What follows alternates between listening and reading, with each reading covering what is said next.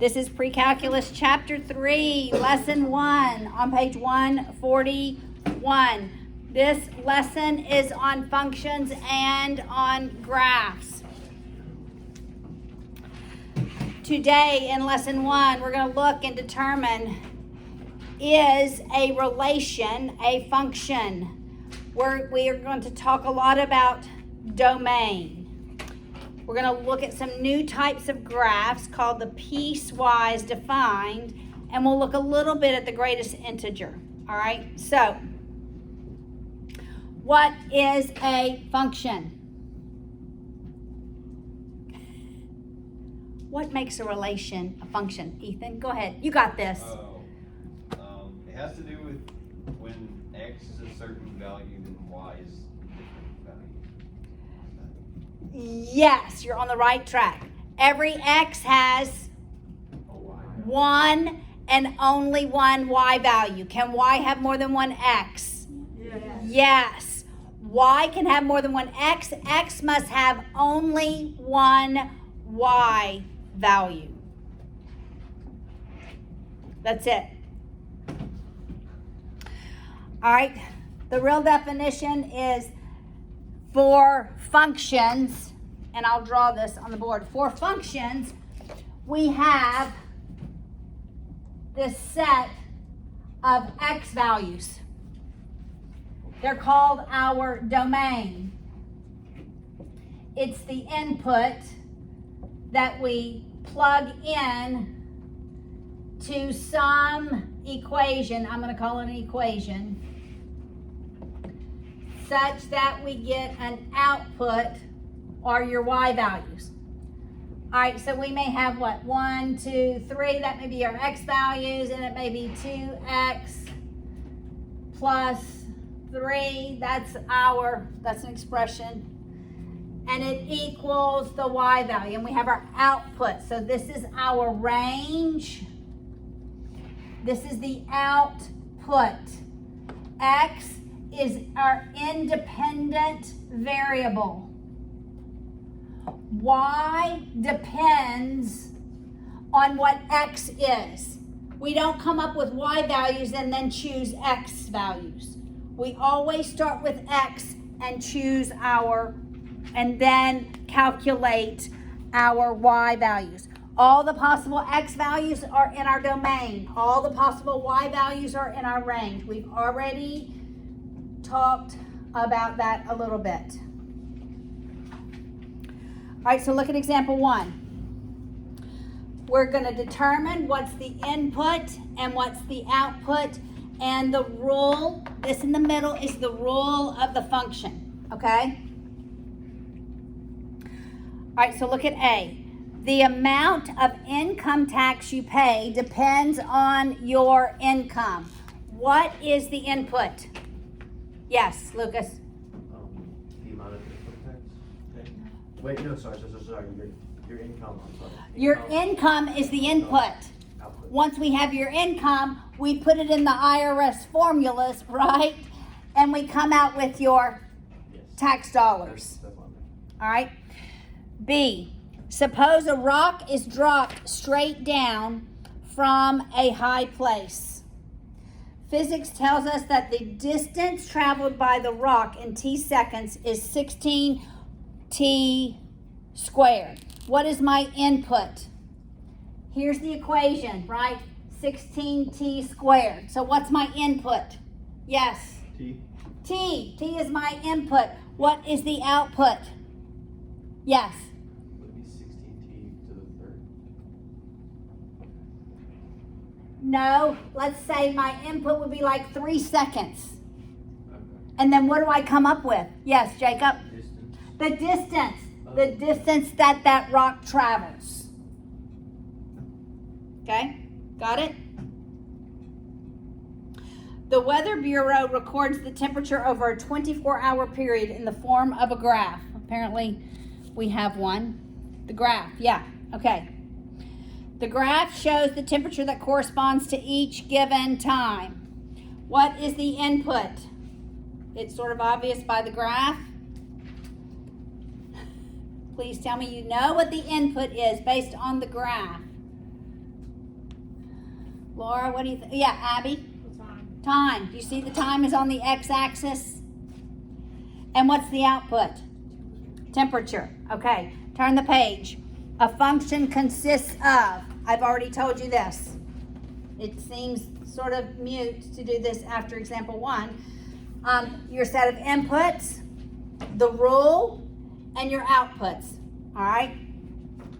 Every x can have one and only one y. Okay, there's another rule, guys. Every x must have a y. There can not be an x value that's not paired with a y. Can you graph an x value that's not paired with a y? Not on the Cartesian coordinate system, right? Okay, so we're going to look at example 2. We're going to determine, are these functions? In example 2, Isabella, look at A. Is A a function? And if it is, good. If it's not, tell me why. No, because there's like 2 1s and 2 3s. It has multiple Y's, that's right. So look, if it was 1 5 1 5 2 7 3 8 3 8, would that be a function? Yes. Yes, but because 1 is paired with 2 y's and 3 is paired with 2 y's, it is not a function. What about B, Laura? B is a function. B is a function. Because even though there's the same y values, it doesn't matter as long as the x values are different. Correct. Y can have multiple x's. X can only have one and only one y. All right, so how do we evaluate these functions? We look at function notation, and we've talked a lot about this as well. So if you see the equation, what does this tell me? What's my variable? X. What is the whole f of x called? It's my, here is my input, my, I'm not even on the video. Here is my input, my domain. What's all of f of x? It's what? No. It's y. It's y. It's my y value. It's my output, right? It's my range. And here's the rule. Okay? So if I said this, what would you do? Plug into where? For x. For x in the domain variable.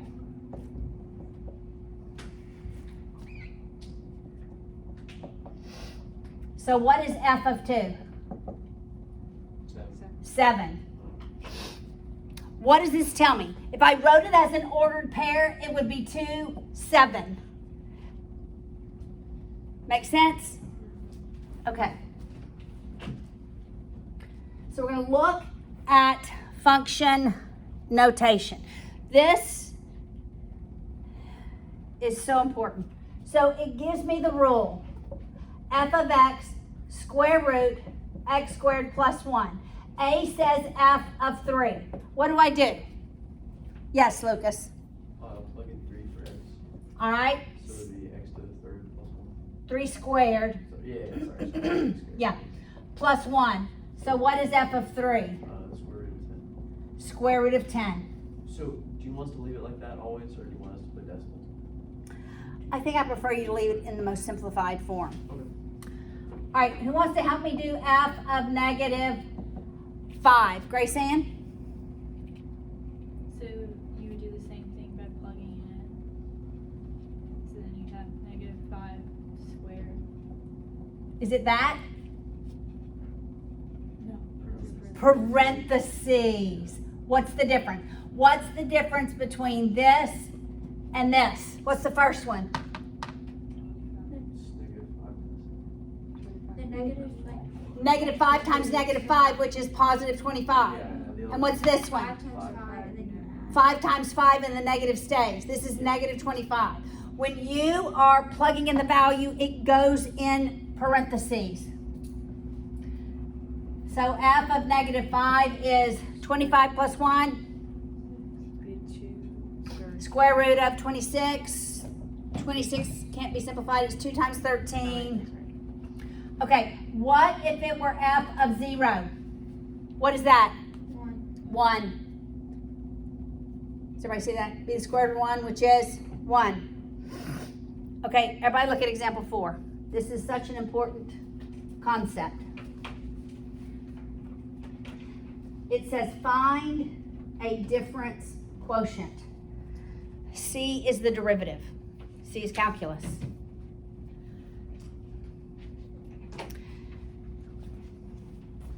Such that if this were the value of x,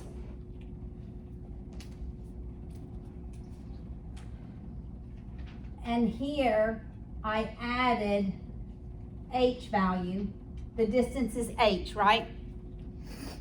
Between x and x plus h, do you agree the distance is h?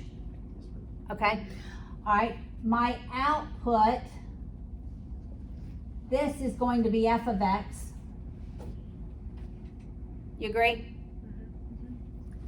All right, what is this one going to be? F of x plus h.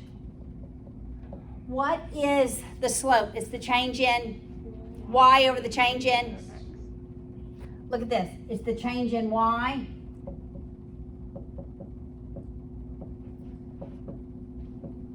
over the change in x. Is that what I just did, slope?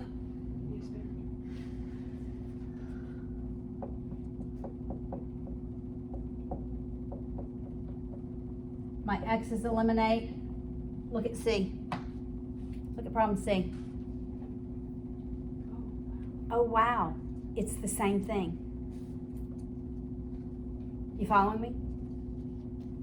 Okay, so by the end of the year we're doing lots of this because this is the derivative. This is calculus. And what did we do? It was just the slope, right? Okay, so we're going to do it in pieces. First, we're going to do this first piece. That's A.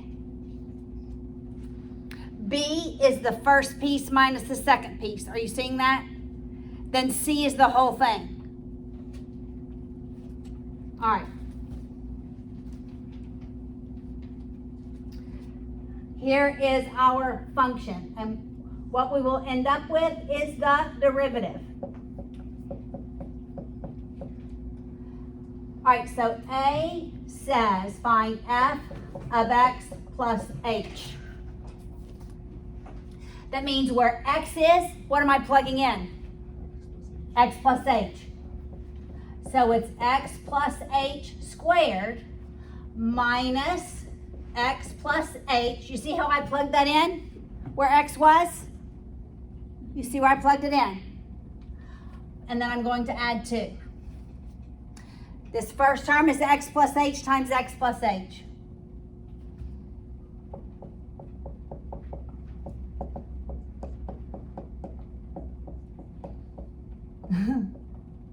Okay, I'm going to distribute that negative. We'll FOIL that. Minus x minus h plus 2. What's x plus h times x plus h? My first terms are x squared.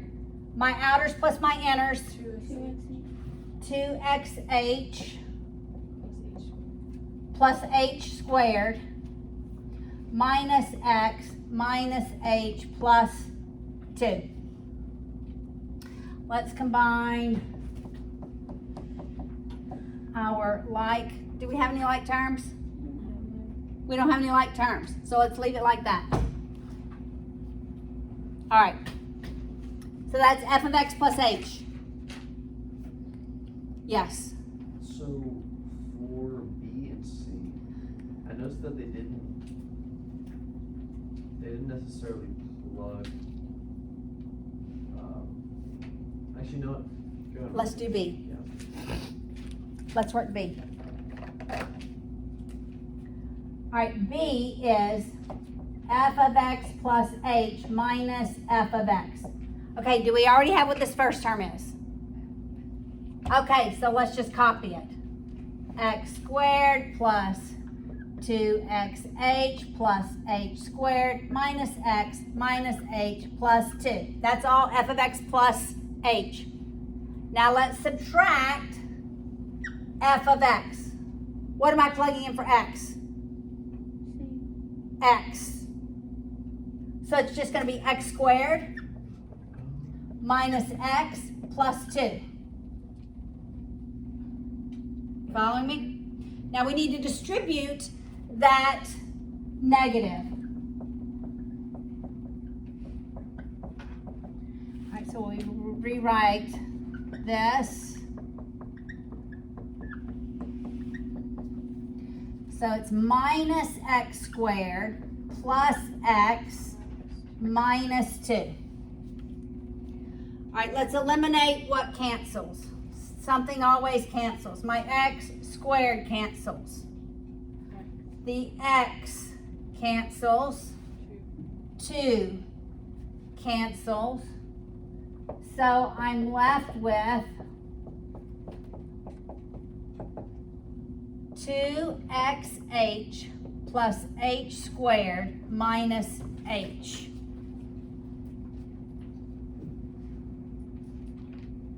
You with me? So far, so good? Okay. Now C says to what? Just divide this by, says divide this by h.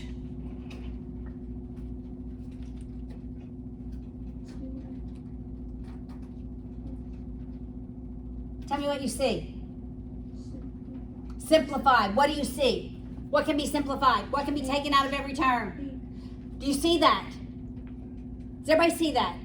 An h can be taken out of every term. That becomes 1, right?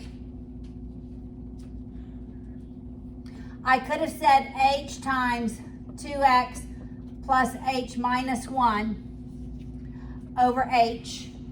And the h's would have canceled. So it equals 2x plus h minus 1.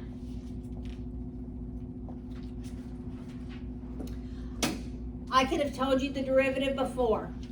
Okay, that's what's so hard about this. You got to go through all this when you start calculus. All right, look what happens. I'm going to teach you the one of the rules of the derivative. It's the derivative rule. Look, the 2 becomes there. I subtract 1 from the exponent. That's a 1. The 1 comes here. I subtract 1 from it. 2 is always 0. The constant is always 0. All right, so what is that? 2x minus 1. Because what's x to the 0? 0. 1. It's 1. Look, we have 2x minus 1. What calculus asks is, remember what h was? Do you remember what h was? Yes. It's the distance here. Here's what calculus asks. As that value gets closer and closer to 0, what is the slope of the line tangent to the curve at that point? Yeah. So, do we take calculus Next year. The end of this year, we'll be doing calculus. Okay. Yeah. Our whole last chapter is all calculus. But look how it's introduced in chapter 3. Okay?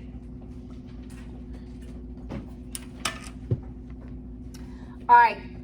So, your textbook calls it the difference quotient. I want you to know that this, and here's how it looks like in calculus. It looks like f prime of x. That's the derivative. Right? And it was 2x minus 1. That's the derivative of the original function. All right, let's move on. I'd like for you to hear this sooner than later. and it be a shock to you? All right, example 5. Now we're going to determine if an equation defines a function. All right, so we have 4x minus 2y cubed plus 5 equals 0. All right, so I'm going to teach you something here. Let's just choose the value 1 for x. First, we're going to just see if the value 1 for x has 1 and only 1 y. Okay, that's what we're going to do first. I should have chosen 0. Let's choose 0. Watch 0 not have only, it has to have more than 1. Okay, so it's 4 times 0 minus 2y cubed plus 5 equals 0. Well, that's 0, right? All right, so I'm going to add 2y cubed to both sides. So I'm left with 5 equals 2y cubed. I divide by 2 on both sides. So 5 halves equals y cubed. What do I do next? Yep. Don't you have to Cube root. How many y's do I end up having? wait, you have 1 y. No. When I have a cube root, it's something times something times something. So how many y's do I have? 3. 3. Okay. So, is this a function? No, because 0 has how many? 3. Okay, it is never a function when y is not to the first power. When y is squared, when y is cubed, it is never a function. Because of this concept. Because this has to be something times something times something equals the 5 halves. Make sense? Hopefully you see that. All right, so A is not a function for that reason. Is B a function? No, because y is squared. All right, now we're going to talk about the domain. We talked about this on Monday. What is the rule of the domain? The domain is all reals. All reals. With 2 exceptions. Right? Do you remember the 2 exceptions? Yes. What are the exceptions? It was, if the denominator is not equal to 0. The denominator cannot equal 0. What happens when the denominator equals 0? It's undefined, right? Yes. Okay? So, it's all reals except the denominator cannot equal 0 and, yes, Ethan? Square root of a negative number. You can't have the square root of a negative number. So, if I have an x under the radical, then what's under the radical has to be set greater than or equal to 0. Right? Only if I have an x. So what if I have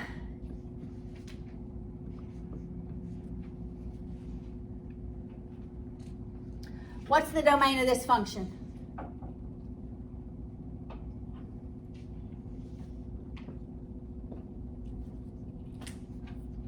Yes. Real. All reals. All reals. Got it? So the value under the radical can equal 0, but it can't be less than 0? Correct. Okay. It can equal 0, but not less than. We only look if there is a variable under the radical. All right, so look at our example 6. We are going to determine the domain of these 2 functions. The first function is k of x equals x squared minus 6x over x minus 1. Lucas, help me figure out what's the domain. Okay, well, so the domain has to be all reals. It's all reals.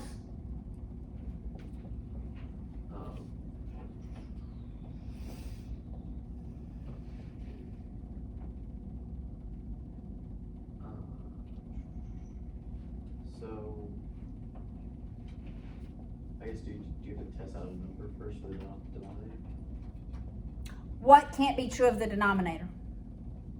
I can't go here. It can't equal 0. So what value can x not be? 1. All reals, except x cannot equal 1. Gotcha. Got it? All right. B, Abby. What is the domain for this function? It would set u plus 2 equal to 0, u is equal to negative 2. So the domain is all real numbers except for negative 2. When it's under a radical, It can be equal to, so u plus 2 has to be greater than or equal to 0. correct. So u is greater than or equal to negative 2. So the smallest x value is negative 2. So this equation looks something like that.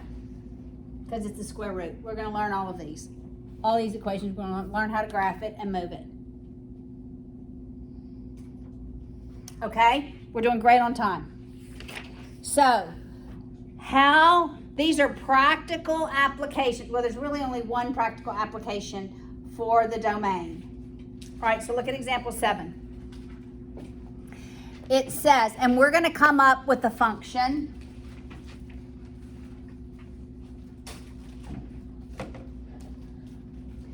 It says a glassware factory has fixed expenses. That's expenses they pay every month, like rent. Well, theirs is a mortgage. They have to pay taxes, machinery, etc. $12,000 per week. So fixed is $12,000 per week. In addition to this, it costs 80 cents to make 1 cup. So 0.80 cents per cup. A cup sells, so that's my revenue, is $1.95 per cup. And at most, 18,000 cups can be manufactured in a week. 18,000 max per week. Let X represent the cups made. What is how we're going to express the weekly revenue. So what's the weekly revenue? It's $1.95 times how many cups we make. You agree? $1.95 times how many cups we make. Express the cost. The cost per cup is this $12,000 that we're going to pay every week regardless, plus we're going to spend 80 cents per cup. And typically you'd write it 0.8x plus 12,000 because that looks like y equals mx plus b, right? What's your y-intercept? 12,000. When you make 0 cups, you are still spending $12,000. Find the rule and the domain of the profit. So what's the profit? It's what? Yeah. It's the Revenue minus the cost. of producing, which is 1.95x minus 0.80x minus 12,000. That combined is probably right. It's $1.15. Profit is $1.15. X minus 12,000.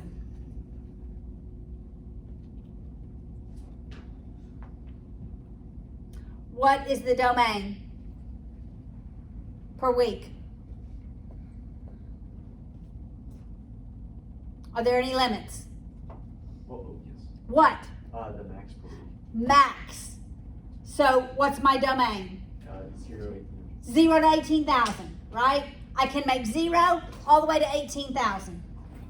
Okay, there's this new word. It's called a piecewise defined function. I'm going to write this down and explain it. A piecewise function has 2 or more equations that make up one graph.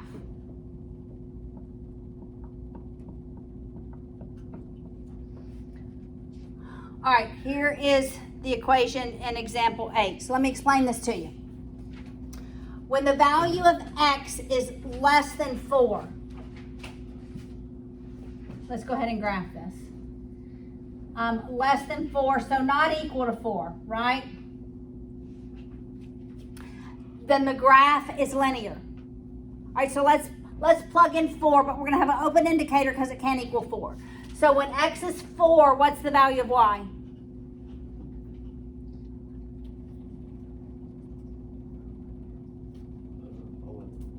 It's 11. I'm going to count by 2s. 4, 6, 8, 10, 12. All right. It can't equal it.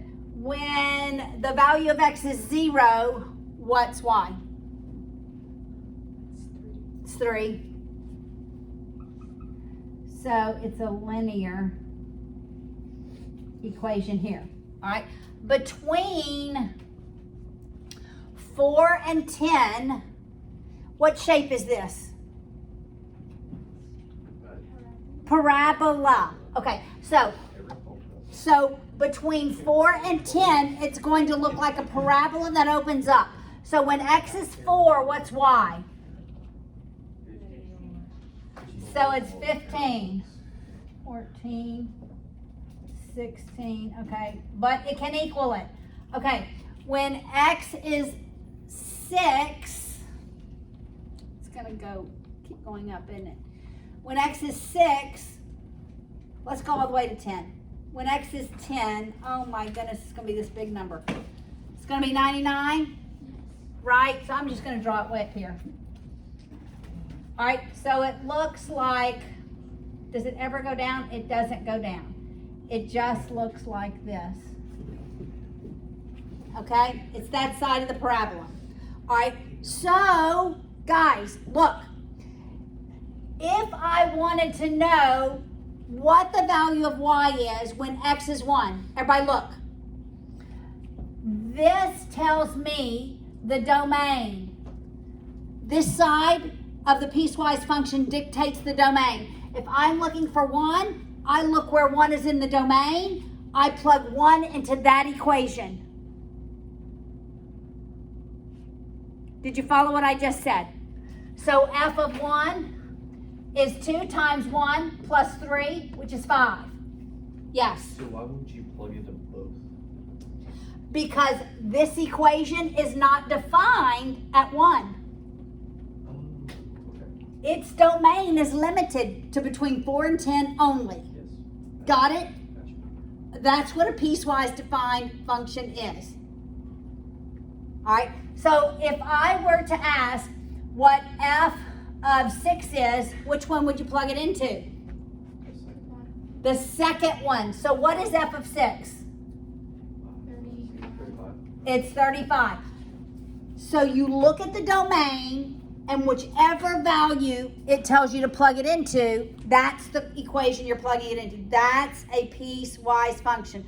So f of -5 is what? That's A. F of -5, which one am I plugging it into? First one. First one. 2 times -5 plus 3, what's that? -7. All right, f of 8, which one am I plugging it into? 7.